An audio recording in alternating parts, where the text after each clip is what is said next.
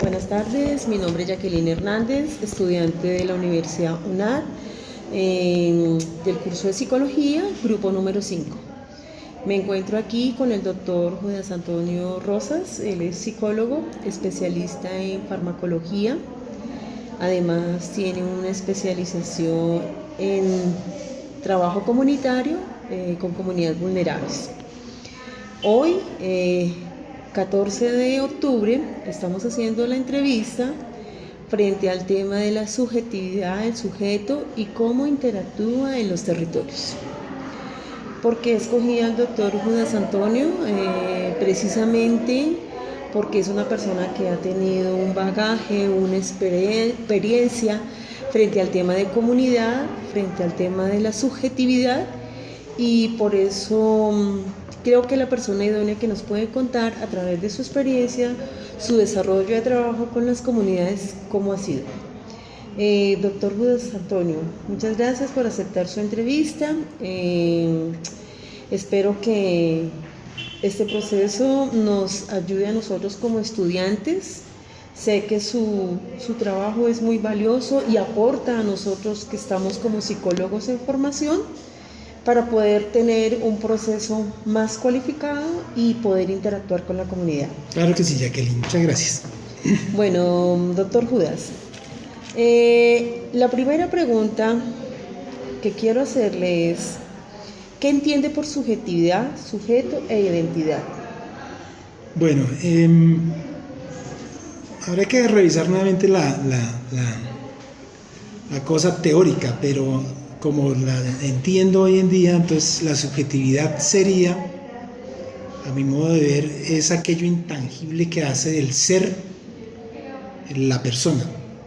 Ese intangible es algo que no está manifiesto, es un contingente que no se hace visible, sino que se elabora dentro del colectivo sin que se socialice.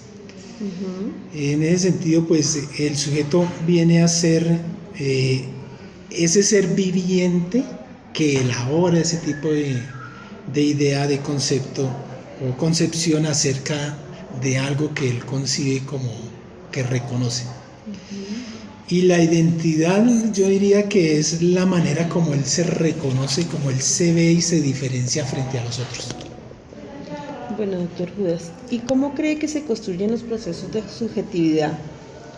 ¿Cómo estos procesos aportan en la consolidación de la comunidad?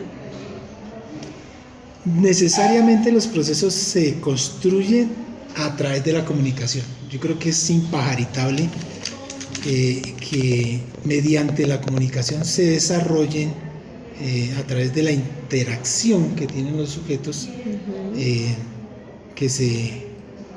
que se pueda desarrollar lo que es el contexto y entender y comprender y elaborar los constructos sociales. Bueno, doctor Judas, ¿cómo usted ve que la comunidad existen lugares que permitan construir y afianzar estos procesos de subjetividad y de consolidación de la identidad? ¿Cuáles Sí, claro. cree usted que son? ¿Y por qué? Bueno, necesariamente los territorios y los sitios nos dejan, por decirlo así, perfilar y mirar contextos que tienen que ver con ciertos comportamientos, ciertas pautas, ciertas normas que nos obligan a comportarnos, a adaptarnos, que es en definitiva lo que hace la construcción de comunidad, a circunstancias, a modos de ver y a formas de actuar. Entonces, el territorio tiene mucho que ver, por ejemplo, con en las dinámicas de los parques. Se mueven y se desplazan y se desarrollan ciertas actividades que son muy particulares del sitio. O, por ejemplo, cuando tú asistes a un centro comercial, se desarrollan y se definen roles y eventos muy característicos dentro del centro comercial. O, de la misma forma, en la casa, en la familia, hay unos roles, hay unos, por decirlo así, unos patrones de conducta, hay una normatividad y hay unas reglas que establecen el desarrollo de unos acuerdos que se establecen verbalmente, pero que en su comportamiento y su desarrollo no se hace manifiesta la norma, sino que es la vivencia misma la que construye la norma. Perfecto. Doctor Judas, ¿qué lugares le permiten a usted construir procesos de subjetividad y de identidad con su familia, en el trabajo y por qué? Listo. Por ejemplo, en el caso de la academia. En el caso de la academia, ese es un sitio de construcción de identidad, es un sitio de construcción de reconocimiento, es un sitio de construcción de valor personal, ¿cierto? Que se traslada a la familia en el sentido en que se respeten y se definan los límites de los roles. Entonces, esos distintos escenarios, como mencionaba en la anterior pregunta, son los que hacen que efectivamente la interacción, la comunicación y la relación y la corresponsabilidad frente a la normatividad que se cumple, pues es lo que hace que nosotros podamos vivir en sociedad como seres sociales que de naturaleza y de hecho nosotros somos. Muy bien. ¿Por qué el territorio tiene incidencia en los procesos de afianzamiento, en la construcción del sujeto, la subjetividad y las identidades? Pues es fundamental el territorio. Mira, cuando uno está viviendo en tierra fría, en un clima hostil, como un invierno europeo o un invierno norteamericano, las condiciones climáticas hacen que la forma de vestir, que la forma de actuar, que las maneras de dormir, de comportarse, de conseguir la comida sean muy diferentes a las del trópico. En el trópico la geografía, la topografía del territorio también hace que, a pesar de que esté en el trópico, si estás en tierra fría tengas unos comportamientos, unos vestuarios, unas actitudes y unos consumos distintos a los que se dan en tierra caliente. Entonces, necesariamente la topografía, el territorio, la geografía y la idiosincrasia que genera ese tipo de climas o de zonas hace que se generen una diversidad de comportamientos.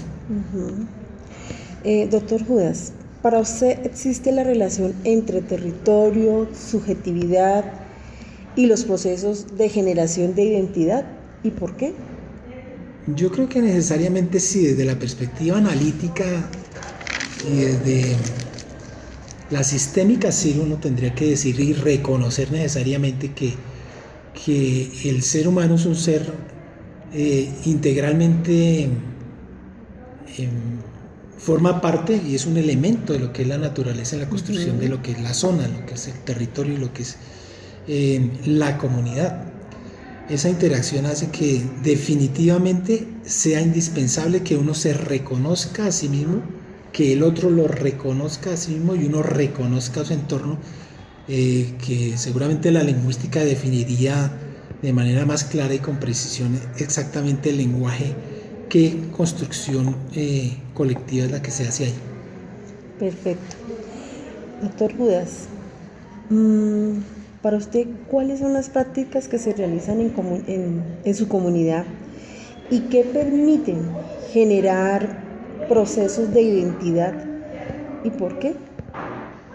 Bueno, en la ruralidad se vive totalmente diferente de cómo se vive en el sector urbano. En la zona urbana el desarrollo social se mide, o la calidad de vida se mide desde distintas metodologías, pero siempre apuntando generalmente a lo que tiene que ver con el cumplimiento de derechos, el derecho a la educación, el derecho a la salud, el derecho a la vivienda, el derecho a un entorno favorable, el derecho ambiental, ¿cierto?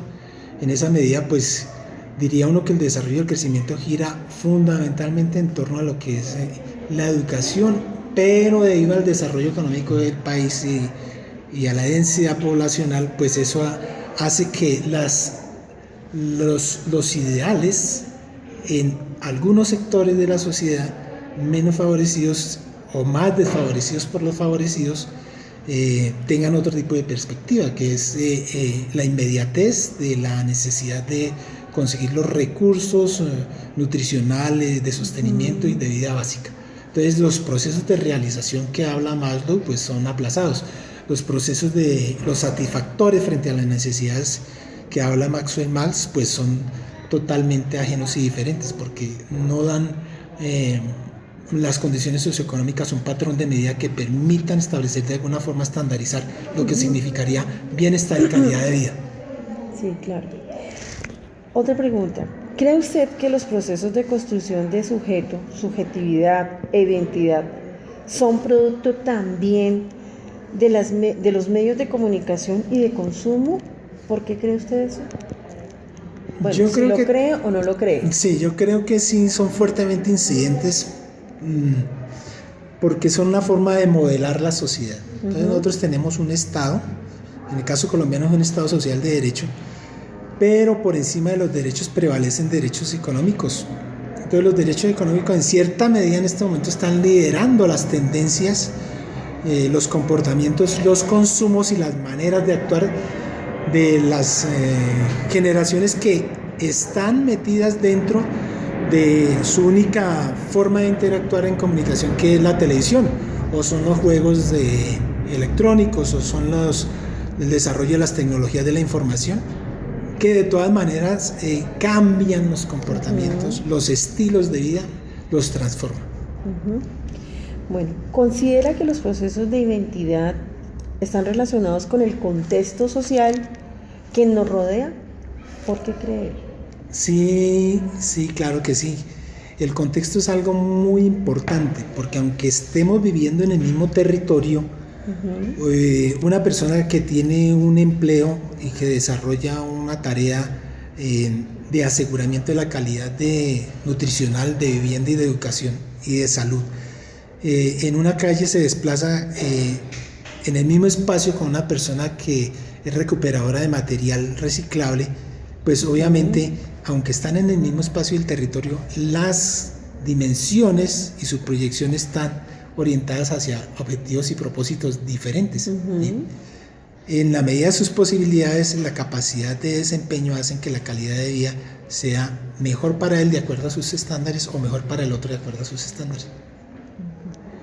Bueno, doctor, y ya para terminar, ¿considera usted que el reconocimiento de la heterogeneidad de grupos minoritarios aporta a la comprensión del grupo social? Y de ser así, ¿cómo estos reconocimientos generan procesos de identidad? Pues necesariamente la diversidad, la multiculturalidad, la heterogeneidad es lo que hace que yo pueda verme diferente al otro y me pueda reconocer como sujeto. Y es indudable, eso sí no se puede desconocer, que efectivamente los procesos, ¿por qué se dan ahí?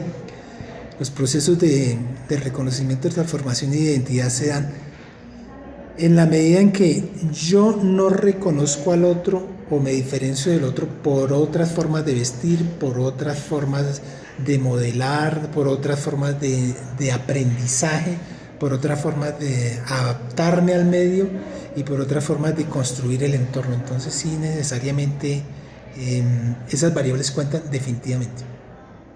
Bueno, doctor Judas, le agradezco por su colaboración, su entrevista.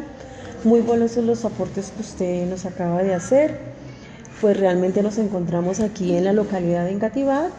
Estamos en la entidad donde trabaja el doctor Judas Antonio, quien hace procesos con comunidad, ¿verdad? Sí, trabaja señora. ¿Con qué sector trabaja, doctor? Con población vulnerable, todo tipo de población vulnerable, especialmente en este momento madres gestantes y lactantes y infancia y adolescencia. Bueno, quiero agradecerle, doctor Judas Antonio, por habernos dado esta entrevista. Sé que va a ser un aporte muy valioso para nosotros como estudiantes. Listo. Muchísimas gracias. A ti, que esté muy Jacqueline, bien. muchísimas gracias. Bueno, Muy señor. amable. Vale. Bueno, gracias.